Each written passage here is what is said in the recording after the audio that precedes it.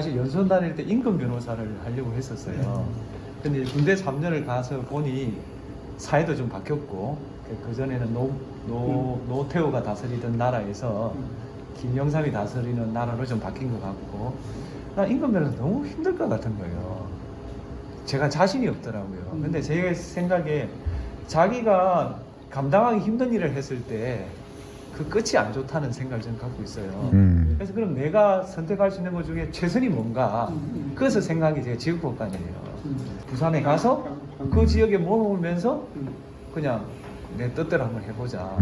그 연장선상에서 창원법원에 그 뭐 몇몇 그 무슨 뭐 군수나 시장이나 뭐 죄를 지었으니까 집어넣은 건데, 그 김원주 기자 눈에는 그게 조금 이례적으로 보였나 보더라고요. 그래서 지금까지 온 거거든요.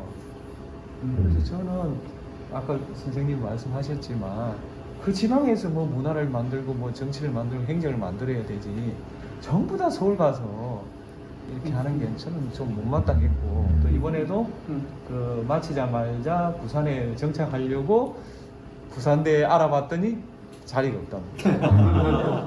그래서 지금 창원대에 있습니다. 아니 하여튼 지금 하여튼 자리를 알아보는 데는 서울입니다만 그건 불가피했다. 부산대도 알아봤고 동아대는 계시고, 그러고 있던 차에 서울에 있는 어떤 대학에서 전화가 와서 그럼 한번 의논해보자고 한 거다. 부산대가 잘못했네요. 부산대는 다른 사람한테 제안했더라고요. 안 한 게 아니고 부산대 출신의 재판관한테 제안했더라고요. 제가 이제 2006년도에 창원에서 판사하면서 그 창녕군수도 구속했고, 창원시 의회 의장도 구속했고, 배영우. 그거를 굉장히 자세하게 보도해 준 사람이 경남도민일보 김원주 기자거든요. 저는 지역 부산에서 경남에서만 판사 생활했고 그것만 가지고 재판관 된 거거든요. 근데 재판관을 할 때 이런 말이 있었어요.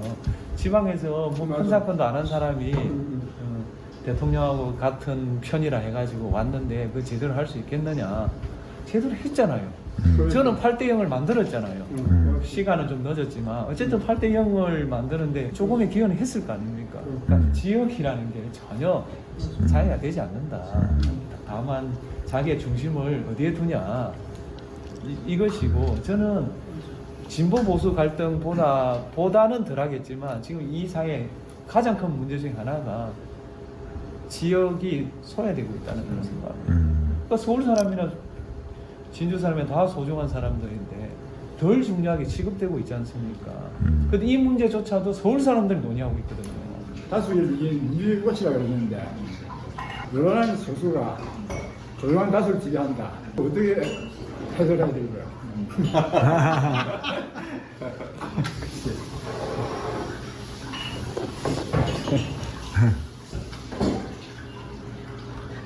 굉장히 어려운 질문 주셨습니다. 지금.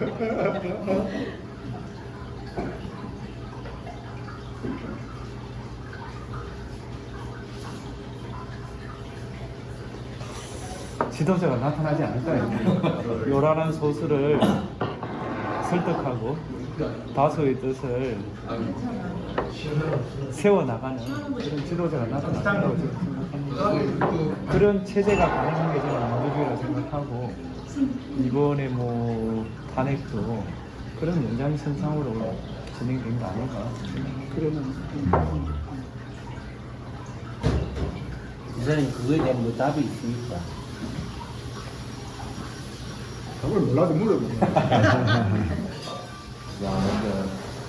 몸판을 이렇게까지 힘들게 만든 질문을 하시는 거는 참 선생님밖에 없으신 것 같은데. 이 병이 기간이 길었잖아요.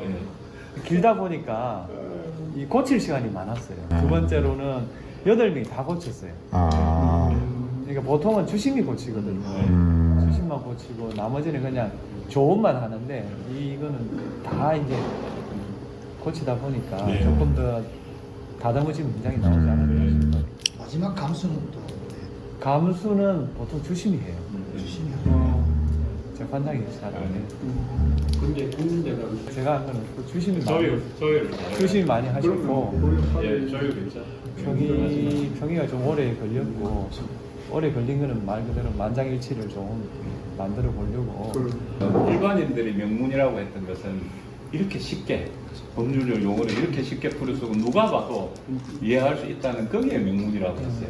뭐 유려하기도 했지만 그 이해도가 너무 다 높았으니까. 단어에서 그 압도적이라는 말을 갖다가 그 자주 쓰는 말입니까? 내가 압도적이라는 말이 참 인상 깊었는데. 그러니까 아마 그런 것 같아요. 왜냐하면 대통령을 단행한다는 게 보통 일이 아니잖아요.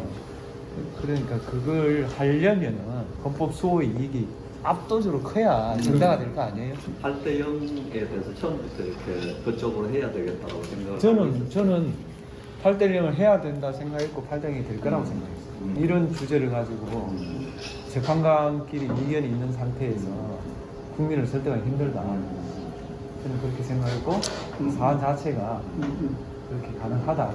저는 그렇게 생각했어요. 근데 왜 그때 왜 외부에서는 그걸 생각 안 했지 않습니까? 그건 아마 예상보다 늦어지니까 그 했을 텐데 저는 시간이 조금 늦더라도 만장일치 하는 게 좋겠다고 저는 개인적으로 생각해요. 왜냐하면 저는 이제 퇴임이 조금 남았으니까요. 제 퇴임 전에만 선고하면 되는 거 아니에요? 근데 만약에 몇 대 몇으로 나가면 어떻게 공격을 하냐면 그 소수 의견 가지고 다수 의견을 공격할 수밖에 없거든요. 선생님 표현한 그런 게 그러니까 그 소수 의견조차도 한번 담아내보자. 다수 의견. 그러니까 탄핵 결정은 비교적 후유증이 좀 적었지 않습니까? 전혀 없다시피 했죠. 그래서 저는 누구도 거부할 수 없는 우리 노력을 조금 멋지게 기술 발휘했다고 생각합니다. 그래서 빠른 사람이 늦는 사람을 기다려줘야 된다 그런 그러니까 표현이 이제 있었죠. 사건을 보자 말자 결론이 서는 사람도 있지만 모든 걸 다 검토해야 결론을 내는 사람도 있거든요. 그렇죠. 그 경우에는 당연히 빠른 사람이 느린 사람을 기다려야지 느린 사람이 빠른 사람을 어떻게 기다리겠느냐. 네. 오히려 좀 빠른 사람, 급한 사람들이 인내를 가질 필요가 있다. 또 인내를 가졌고요. 그런 게 좀 좋게 작용하지 않았나 싶어요. 이런 얘기는 전 국민이 들어야 됩니다.